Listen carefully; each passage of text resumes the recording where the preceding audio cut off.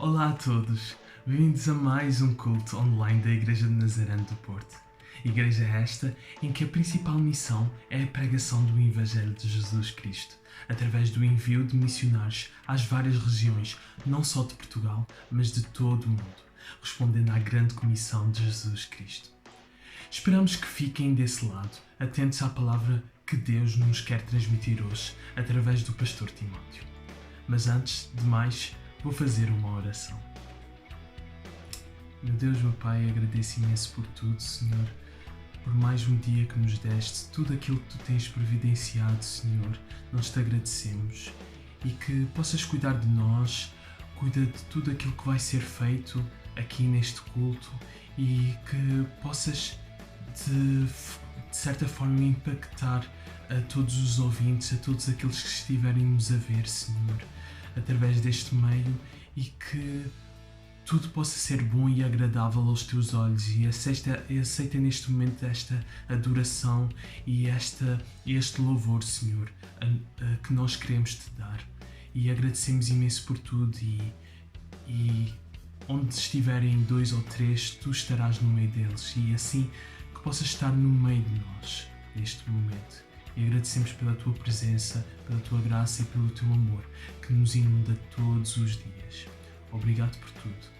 Em nome de Jesus nós oramos. Amém. Antes da palavra, fiquem então com este louvor que foi feito na Igreja de Nazaré pelo grupo de louvor.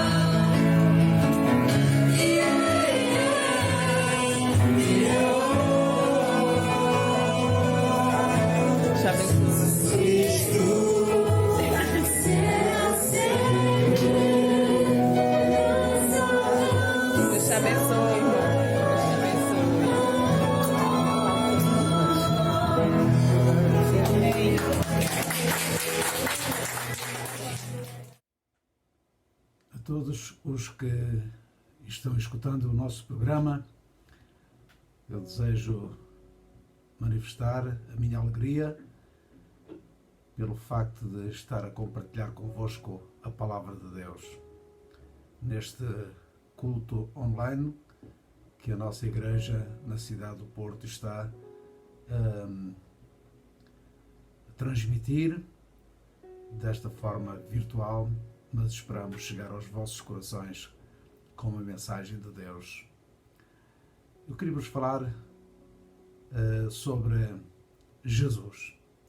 Jesus é a pessoa mais importante, é a pessoa que a mim pessoalmente mais me motiva a falar, porque Jesus é realmente algo especial, inesgotável e que traz sempre motivação à vida de quem dele quer saber mais. Eu vou utilizar o Evangelho de João, aquele Evangelho escrito pelo apóstolo João, a quem Jesus chamou de amado. João fez uma apresentação sobre Jesus brilhante, e a forma como ele começa os seus escritos, conhecidos como o Evangelho de João, mais tarde as Cartas de João, datado de 85 a 90 anos antes de Cristo. De todos os Evangelhos, este é aquele que traz com maior particularidade aspectos importantes do ministério de Jesus. A sua identidade com o Pai, por exemplo, como ainda dá importância aos seus ensinos a seus discípulos. Trata-os de servos, de discípulos e de amigos. Desta forma mais pessoal, Jesus quer que eles saibam como viver e como fazer pelo mundo para a proclamação do Evangelho. Jesus quer que eles sejam unidos para o propósito relevante e sagrado de criarem igrejas, levarem pessoas a Jesus, proclamarem o Evangelho de Cristo, operarem milagres. Eles tinham estado de facto preparados. E os ensinos que nós encontramos no Evangelho de João são preciosos para a formação dos discípulos. O Evangelho destaca-se dos restantes Evangelhos, os outros três Evangelhos conhecidos como Evangelhos sinóticos. Embora no seu conteúdo se encontrem alguns milagres e factos que também encontramos nos Evangelhos sinóticos, o restante, somente João escreve o que ouvira sobre os ensinos do Mestre aos discípulos, obviamente, e ao povo. Muitos são preciosos, muitos desses ensinos são preciosos para a formação e edificação pessoal e ministerial também. João começa sem prefácio, ou mesmo com alguma dedicação, como acontece com alguns dos evangelhos já referidos. Jesus faz uma apresentação que eu considero excelente sobre a pessoa de Jesus. Ele começa desta forma excelente, sem qualquer inerrância. A natureza dos seus escritos são bem claros. No princípio era o Verbo, e o Verbo estava com Deus, e o Verbo era Deus. João aborda o perfil de Jesus e a sua natureza. Irei falar ligeiramente sobre isto, mas a minha preocupação é realçar outras revelações encontradas neste Evangelho. Não irei falar sobre todas elas, apenas por 4 e coisas que eu considero importante. Relativamente a esta expressão, o Verbo era Deus. O Verbo, no grego, diz-se logos. Para João, a expressão verbo ou logos é atribuída a alguém que fala com autoridade e conhecimento a respeito da verdade de Deus, da grandeza, da sublimidade de Deus ao ser humano. fala de si próprio como Deus encarnado com o propósito sacrificial na cruz, como sendo a perfeita expressão e revelação da Trindade. Jesus é isso tudo. Aliás, ele disse: eu vim fazer a vontade do meu Pai, eu e o Pai somos um, não direi mais do que aquilo que o Pai me tem revelado. Portanto, nós encontramos aqui uma sintonia, uma ligação inseparável entre o Pai, o Filho e o Espírito Santo. E estas três pessoas, elas constituem a Trindade. Mas João também fala no seu Evangelho, no capítulo 1 e no verso 29, que eu vou ler. Eu gostava que, se quiserem encontrar, darei tempo. No Evangelho de João, capítulo 1, verso 29, encontramos outra revelação, ou, se quisermos, a confirmação daquilo que os outros evangelhos também têm falado. Mas o texto diz o seguinte: no dia seguinte, João viu a Jesus, que vinha para ele, e disse-lhe: és o Cordeiro de Deus que tira o pecado do mundo.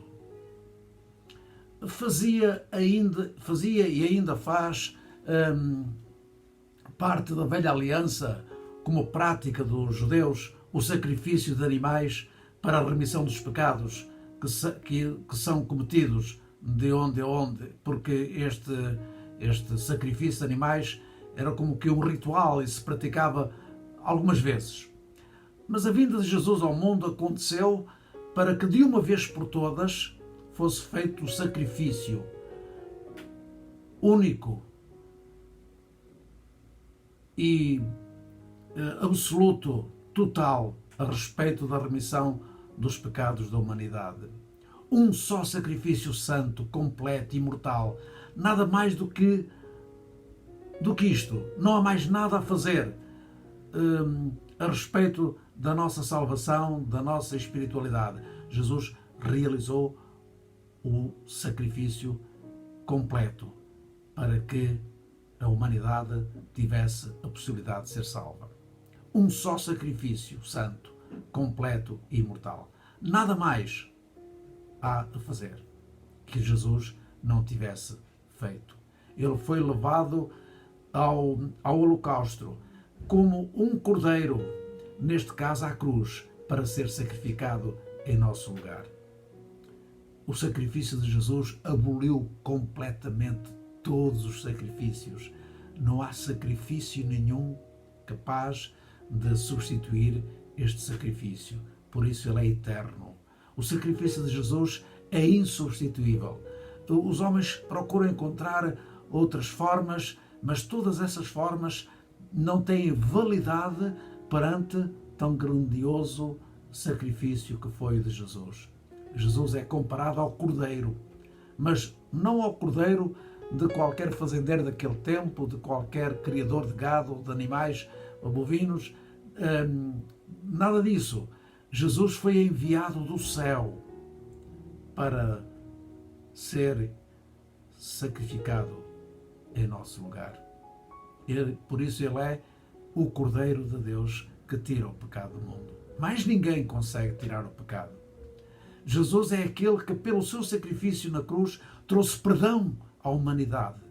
Trouxe perdão àqueles que recebem e que reconhecem a sua condição de pecador e que precisam realmente de ter um encontro com Jesus. Se tu aceitar Jesus, tu estás perdoado dos teus pecados, porque Jesus veio com essa missão de remir os nossos pecados. Pelo seu sacrifício nós fomos salvos. Pelo derramamento do sangue vertido na cruz do Calvário, os nossos pecados, o nosso coração, a nossa vida será totalmente limpa, porque a Bíblia diz que sem remissão de pecado, que sem derramamento de sangue não há remissão de pecados. E Jesus derramou o seu sangue para remir-nos de todo o pecado. Mas o texto, João fala no verso 41 do mesmo capítulo, ele diz outra coisa interessante. A primeira coisa que André fez foi foi achar o seu irmão Simão e disse-lhe: achamos o Messias, que quer dizer Cristo. Messias é um termo que nos encaminha para a compreensão de alguém ungido. Cristo é o Rei ungido por Deus para uma tarefa sagrada e divina, que só Ele o poderia realizar, ou a poderia realizar, de salvar a humanidade. Por isso, Ele era o Messias ungido de Deus, o enviado por Deus, sobre o qual estava a unção de Deus. E a este respeito, duas vezes Deus diz a respeito de Jesus: este é o meu Filho amado, em quem me comprazo. Na verdade, o prazer de Deus estava totalmente, absolutamente, incondicionalmente sobre Jesus, porque sobre ele estava a unção para ser alguém com autoridade para remir os nossos pecados e nos fazer filhos de Deus. Mas João, no seu Evangelho, ele ainda cita no verso 49, ele diz o seguinte: então Natanael declarou: Rabi, tu és o Filho de Deus, tu és o Rei de Israel. Queridos irmãos, na verdade, o que nós aqui percebemos é que Jesus Cristo era apresentado como o Filho de Deus. Eu não sei, sinceramente, qual é a tua compreensão sobre esta realidade, mas, na verdade, Jesus era o Filho de Deus, aquele que realmente veio nessa condição para nos trazer uma mensagem de esperança e de paz. Não sei, sinceramente, qual é a tua compreensão sobre este perfil de Jesus. Mas Deus gerou de si próprio o seu Filho. O Filho, aquele que na forma de homem foi revelado à humanidade como o Emmanuel, o Deus conosco.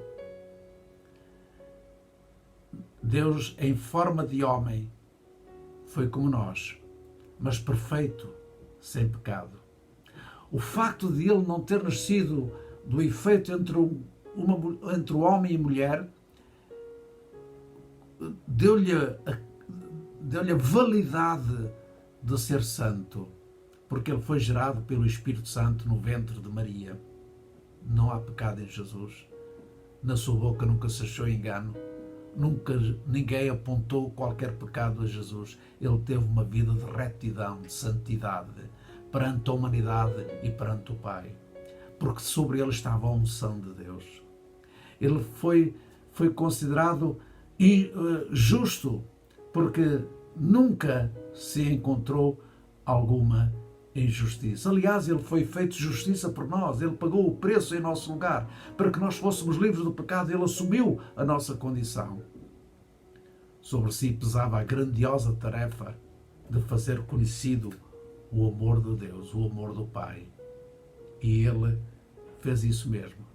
Ele teve o cuidado de apresentar Jesus, teve o cuidado de apresentar o Pai como com toda a clareza. Ele fazia as obras em nome do Pai, e tudo quanto ele operava no mundo onde viveu durante 33 anos, ele o fez em nome do Pai. O facto de ele na cruz ter dito: Pai, perdoa-lhes porque eles não sabem o que fazem. Até aí, na cruz, ele estava a revelar a dependência que ele tinha do Pai. Sobre ele pesava a grande tarefa de fazer conhecido o Pai, Deus, entre os homens. E o fez. Ele fez prodígios e maravilhas, porque sobre ele ou nele estava todo o poder.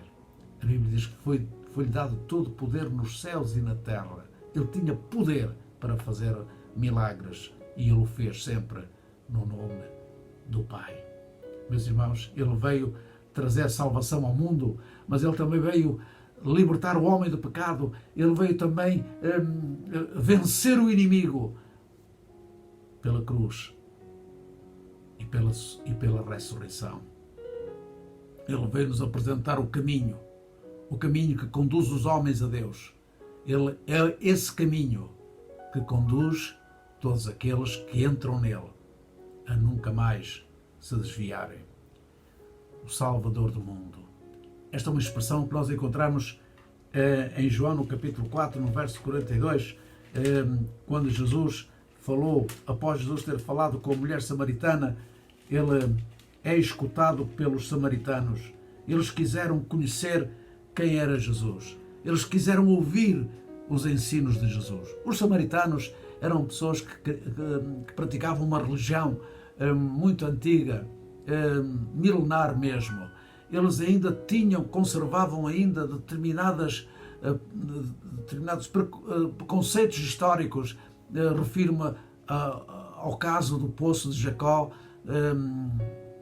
e também de alguma maneira se consideravam descendentes de Abraão. Mas os samaritanos não estavam na verdade. Eles não conheciam a verdade. Como nos nossos dias há muitas pessoas que creem em Deus e aceitam, mas creem em Deus dentro do perfil em que foram ensinados, da forma tradicional como foram ensinados, da forma como têm vivido e como têm passado a mensagem de uma religião tradicional. Nós, portugueses, somos também oriundos de uma religião tradicional. Mas Jesus, quando entrou na nossa vida, nos deu uma forma nova de viver e uma nova forma de olhar a verdade de Deus. E os samaritanos, após terem ouvido Jesus, eles declararam o seguinte, e disseram à mulher samaritana: já não é por aquilo que tu nos tens dito. Agora nós mesmos o ouvimos falar e sabemos que é verdadeiramente o Salvador do mundo. Foi a opinião a que chegaram os samaritanos, de que Jesus era de facto o Salvador, não só dos samaritanos, mas do mundo. Esta é uma expressão usada muitas vezes na Bíblia, principalmente no Novo Testamento, referindo-se a Jesus como o Salvador do mundo. Foi anunciado, curiosamente, nas campinas de Belém, quando os pastores guardavam os seus rebanhos. Ele foi aclamado e todos ouviram que Jesus foi anunciado como o Salvador do mundo. Hoje vos nasceu o Salvador do mundo. Jesus veio exatamente como o Salvador do mundo. O mundo não tem outra forma de se salvar a não ser por Jesus. Jesus é aquele que assumiu realmente salvar o mundo com a sua própria vida. O mundo precisava de um Salvador, como ainda precisa, com autoridade sobre o mal, para libertar o homem do pecado e da sua insegurança e da falta de esperança, falta de paz. O mundo, o homem vive desesperado por muitas situações de ordem social, pessoal, também familiar. São tantas as preocupações que levam as pessoas ao desespero e algumas suicidam-se. Amigo, tu podes ser uma dessas pessoas. Eu quero te dizer que Jesus continua a ser a esperança do homem. Como Salvador, tem autoridade sobre tudo que oprime o homem. Tudo quanto impede a liberdade do homem. E por mais que o homem se esforce, não consegue, porque o cadeado do pecado é realmente muito resistente. Ele é a liberdade, Jesus é a liberdade que liberta, seja qual for o tipo de cadeado, seja qual for a tua vida, seja qual for as circunstâncias, seja quais forem os teus problemas. Jesus te pode libertar completamente, como ninguém o poderá fazer, somente Ele. Como Salvador, Jesus é o caminho, a verdade e a vida para todo aquele que está farto de esperar neste mundo e que lhe entrega o seu coração, que vive de forma errante, como ovelha desgarrada, sem esperança, sem convicções, sem fé, sem respostas para os diversos problemas. Jesus continua a ser o libertador para todos aqueles que desejam ser salvos e guiados pelo seu amor. Neste mundo perverso, complicado, e que todos estamos a chegar à conclusão de que não há forma de alterar o horizonte que o mundo, no qual o mundo caminha, no sentido em que ele está a caminhar. Jesus pode inverter o rumo, mas isso depende da tua própria decisão, do reconhecimento que és apenas uma criatura e que a esperança depende da tua fé em Deus. Eu convido todas aquelas pessoas que estiveram a escutar neste momento, fizeram parte deste momento, que ainda não fizeram uma decisão por Jesus. Hoje escolha, faça a sua melhor escolha. Você pode ter escolhido por ser rico e ter muito dinheiro e ser uma pessoa famosa, mas amanhã você cai na sarjeta. Você amanhã não sabe o seu futuro. E como não sabe o seu futuro, o seu amanhã é incerto. Então venha a Jesus. Confia nele inteiramente. E os crentes devem, com maior fervor e dedicação, conservarem-se neste caminho eterno e glorioso que nos conduz à eternidade. Tenha um bom dia. Deus te abençoe. Uma boa semana. E ponha-nos as suas questões. Teremos muito gosto em responder. Damos então por concluído o nosso culto online. Mas antes de terminar, gostaria de relembrar a nossa programação semanal. Na quarta-feira, às 21 horas, vamos continuar com o nosso estudo bíblico, que tem sido realizado por videochamada, utilizando a plataforma Jitsi. Estamos já a terminar a carta dos Filipenses. Mesmo que não tenha acompanhado o estudo bíblico desde o início, é sempre bom não perder mais uma oportunidade de estudar a Bíblia em comunhão. Na sexta-feira, teremos a nossa corrente de oração às 21h15. Todos em nossas casas, de joelhos, vamos orar e colocar nas mãos de Deus assuntos importantes que não são só da Igreja, mas do nosso país e do nosso mundo.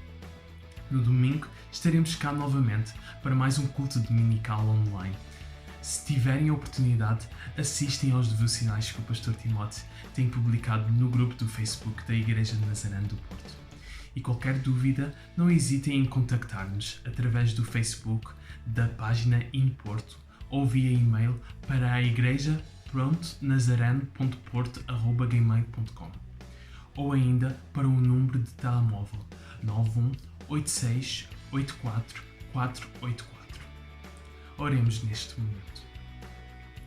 Meu Deus e meu Pai, queremos te agradecer por mais um culto realizado e por aquilo que tu tens providenciado, Senhor, a nós, através do teu servo, e que possas ter impactado as pessoas que ouviram esta mensagem e que possas continuar, Senhor, a nos guardar perante toda esta epidemia que tem acontecido, Senhor, e que tu tens nos guardado desde o primeiro dia, e que possas abençoar aqueles que ainda estão a passar por sofrimento, por dor, e que possas dar a alegria que provém de ti, a verdadeira alegria, que consegue ultrapassar todos os obstáculos. E agradecemos por essa alegria que tu forneces a cada dia, a cada momento, Senhor. Abençoa todos os que ouviram esta palavra e todos os que estão a lutar contra esta epidemia.